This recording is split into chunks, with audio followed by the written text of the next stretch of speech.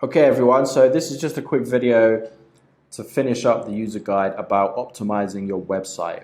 Okay, so many of the people that use my templates, when they contact me for support and help and they send me links to their websites, almost every single time I see a lot of errors being made in the way people are failing to optimize properly their websites. And this causes a lot of problems, but mainly it means that your website is going to load a lot slower than it should do.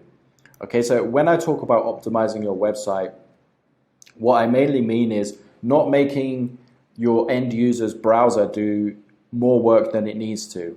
So for example, using correctly sized images, okay? Every image in the template that I provide has been sized correctly, and in every CMS collection where there's a field that allows you to upload an image, I actually give you the exact minimum and maximum proportions and file sizes for those images to use. But even though I do that, a lot of people still end up managing to upload images that are way too big. So for example, this section right here is using a background image. Okay, now a background image, it needs to be not probably maximum 1920 pixels wide, and you really want to be optimizing that down to about 300 or 400 kilobytes. Okay, a lot of the time I'll see background images with crazy file sizes like 2 megabytes, 3 megabytes. If you have a couple of background images on one page that are each 2 or 3 megabytes, that's adding like 6 megabytes to the weight, the overall weight of your page, and that's going to slow down your page so much. Again, like smaller images like this, like thumbnail images, they don't need to be like 2000 pixels wide either. They just need to be, like 500-600 pixels wide maximum.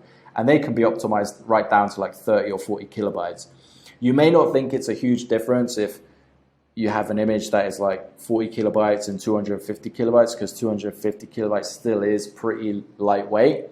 But you gotta understand, when there's like 6 of them on a page, it can make a big difference. So that's the main thing, is follow the instructions inside the CMS collection on the file sizes and the dimensions that are recommended for the images, okay, to ensure that you're not using super heavyweight images. And another thing to make sure you want to do is, if you go adding a lot of styles and changing things and changing the design of the template, that's absolutely great. But make sure that you make a habit of routinely cleaning up your style manager. You can see here it says clean up 0. That means I've got 0 unused styles because I keep my style manager clean.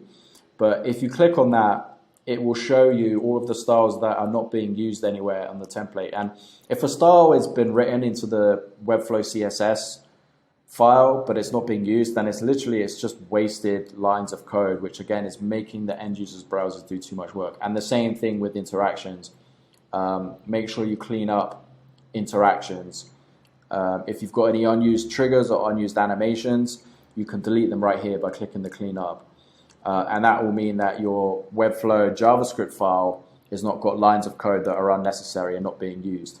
Okay, so it's very important to do all of those 3 things to ensure that your website stays fully optimized and that you're not making a website that's like really heavyweight and is going to have a slow page loading speed. Okay, your clients will thank you for it, and it will just make your websites faster and more professional.